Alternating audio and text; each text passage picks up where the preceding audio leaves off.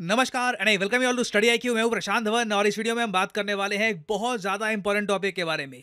Recently आपको याद होगा जो G7 समिट है ये हुआ था इटली में। पीएम मोदी भी गए इटली में। और आपको एक बात याद होगी कि सऊदी अरेबिया को इवन दो इनवाइट किया गया था उस समिट में, सऊदी अरेबिया ने अटेंड करने से मना कर दिया था। नाउ अब फाइनली एक लीक्ड रिपोर्ट के बाद ये पता लगा है कि सऊदी अरेबिया और G7 कंट्रीज के जो रिलेशंस हैं ये आपस में कितने खराब हो चुके हैं।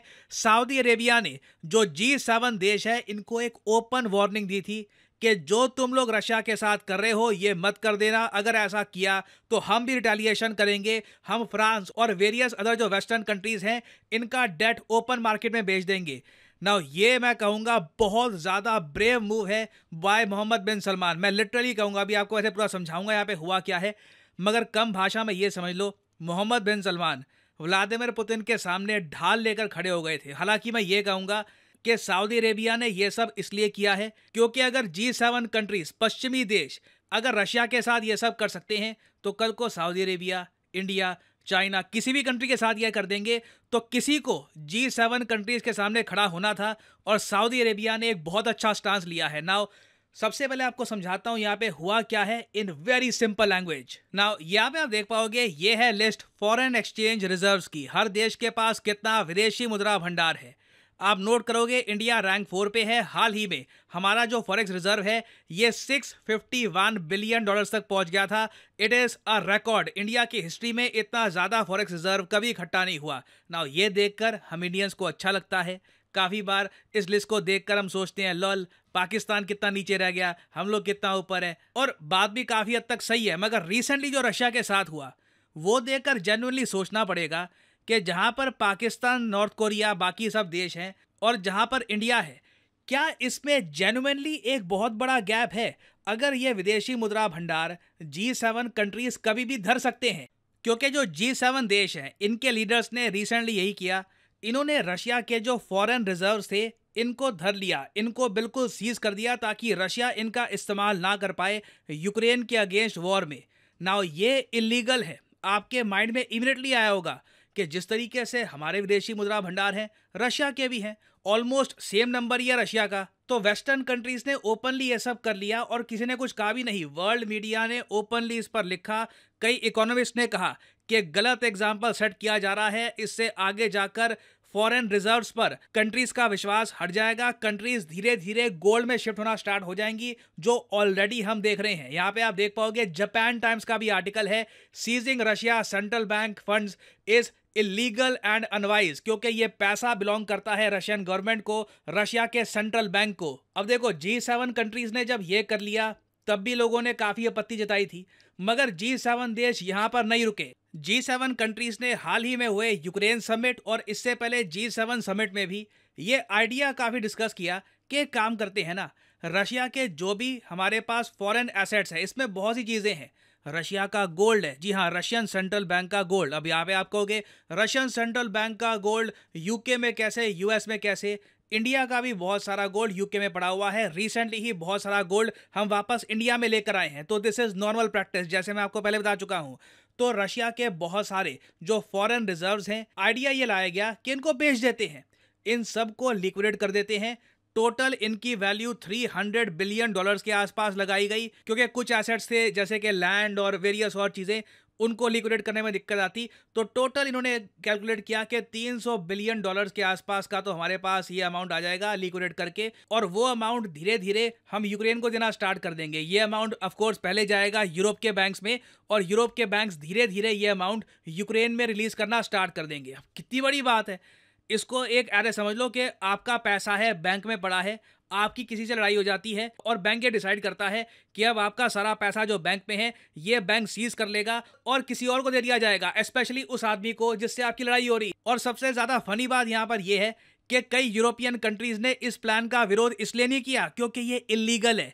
उनका कहना यह था कि $300 बिलियन, देखिए बहुत सारा अमाउंट होता है, ये सारा अमाउंट अचानक से लिक्विड मनी में आप अगर यूरोप में डाल दोगे, चाहे यूक्रेन के थ्रू या फिर बाकी कंट्रीज के थ्रू, इससे ना पूरे यूरोप में महंगाई बढ़ जाएगी, इन्फ्लेशन बढ़ जाएगी। क्योंकि बहुत ही सिंपल यहाँ पे कॉन्सेप्ट है, अगर मान लीजिए सडनली मार्केट में कैश ज़्यादा आ जाता है किसी भी फॉर्म में, किसी भी तरीके से, तो बाकी चीज़ों के दाम प्रोपोर्शनेटली बढ़ जाते हैं। तो इस रीज़न की वजह से इस आइडिया को कैंसिल कर दिया गया। और साथ ही साथ मैं यहाँ पर यही बोलूँगा, सऊदी अरेबिया ने ओपन वार्निंग दी थी यूरोपियन कंट्रीज़ को और G7 कंट्रीज़ को कि जो तुम कर रहे हो बहुत गलत है, बहुत ज़्यादा खराब एग्जाम्पल इससे तुम सेट कर दोगे, और अगर तुम ऐसा करोगे तो हमारे पास जो डेट है फ्रांस का, जर्मनी का, कई और कंट्रीज का, हम ओपन मार्केट में उसको बेच देंगे, तुम्हारी करेंसीज फॉल करेगी।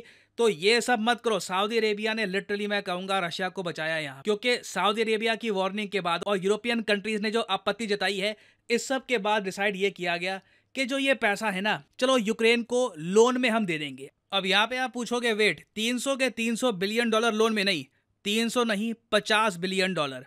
और ये भी अमाउंट ऐसा नहीं है कि पूरा अमाउंट दे दिया जाएगा लोन में। ये सारे फॉरेन एसेट्स जो रशिया के पड़े हैं फॉरेन कंट्रीज में, फ्रांस में 71 बिलियन डॉलर्स, जापान में 58 बिलियन डॉलर्स, यूएसए में 38 बिलियन डॉलर्स, इसका जो इंटरेस्ट आएगा ना, ये इंटरेस्ट ही इसका साल का निकल जाता है 3 बिलियन डॉलर्स। और ये 3 बिलियन डॉलर्स हर साल मिल जाएंगे यूक्रेन को, जब तक ये 50 बिलियन डॉलर नहीं बन जाते।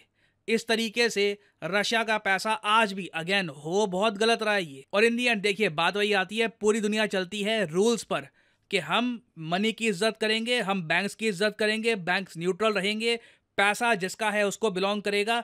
जब आप ये सारे रूल्स ही तोड़ दोगे तब तो फिर अराजकता फैल जाएगी। फिर तो सिंपल एक असूल है, जिसके पास पावर है वो अपनी चलाएगा बस। तो सऊदी अरेबिया ने देखिए कोशिश करी रशियन एसेट्स को बचाने की। 100% ये लोग सक्सेसफुल नहीं हो पाए, बट मैं ये कहूँगा मोहम्मद बिन सलमान उन गिने चुने लीडर्स में से हैं दुनिया में जिनकी मैं जेन्युइन रिस्पेक्ट करता हूँ। क्योंकि चाहे सऊदी अरेबिया में ट्रांसफॉर्मेशन देख लीजिए, इंडिया सऊदी अरेबिया के रिलेशंस देख लीजिए, या फिर इस पर्टिकुलर केस में रशियन एसेट्स को जो इन्होंने प्रोटेक्ट करने की कोशिश करी है, दिस इज़ ग्रेट लीडरशिप। मतलब सऊदी अरेबिया का जो साइज़ है, जो इनकी इकोनॉमी है, उसके हिसाब से इन्होंने एक बहुत बड़ा काम करने की कोशिश करी है और ऑलमोस्ट इन्होंने G7 कंट्रीज़ को पीछे धकेली दिया था ना। मुझे यहाँ पे ऐड करना पड़ेगा कि रशियन एसेट्स के साथ G7 कंट्रीज इवेंचुअली क्या करती है, बहुत इंपॉर्टेंट टॉपिक है, पूरी दुनिया को इम्पैक्ट करता है ये टॉपिक, और कुछ अपडेट्स आती हैं in the future. I will make an updated video for you.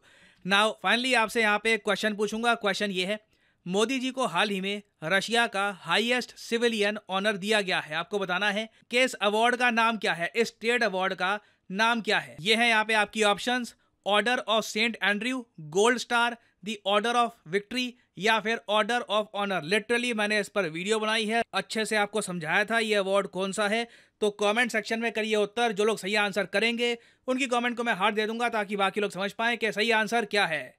और हाँ, यहाँ पर मैं ये भी ऐड कर दूं कि स्टडी IQ का जो न्यू सीजन है, इसका बैच 2 स्टार्ट हो चुका है। 8 तारीख को थी पहली क्लास, और ये बैच 10 तारीख के बाद एनरोलमेंट्स लेना बंद कर देगा, क्योंकि 10 तारीख से प्रॉपरली सिलेबस स्टार्ट हो जाएगा। तो आपके पास एक मौका है, अगर आप एक कॉलेज स्टूडेंट हैं, आपके पास टाइम है 1-2 साल का, आपके माइंड में एक टारगेट है कि 1-2 साल में एक प्रॉपर आपको अटेम्प्ट देना है UPSC का, तो कमेंट सेक्शन में जाइए, यहाँ पे आपको मिलेगा ये लिंक, इस लिंक पर करिए क्लिक और आपके सामने खुल जाएगा ये पेज। अगर आप मोबाइल फ़ोन पे हैं तो स्टडी IQ की जो ऐप है गूगल प्ले स्टोर पे, ये भी आप कर सकते हैं डाउनलोड, और यहाँ पे आप परचेज कर पाओगे स्टडी IQ का P2I फाउंडेशन कोर्स। याद रखिएगा, इस कोर्स में होती हैं लाइव क्लासेस, और लाइव क्लासेस के होते हैं स्टडी IQ में बैचेस। जो अभी करंट बैच है, इसमें एनरोलमेंट, इसमें एडमिशन 10 तारीख को बंद हो जाएगा। तो 10 तारीख तक का आपके पास टाइम है, एनरोल करिए, you can by this course. But obviously जो प्राइस यहाँ पर लिखा है, नेवर पे दिस प्राइस। सिंपली यहाँ पर कोड यूज करिए PD10 और प्राइसेस गिरना स्टार्ट हो जाएंगे। You will get a good discount.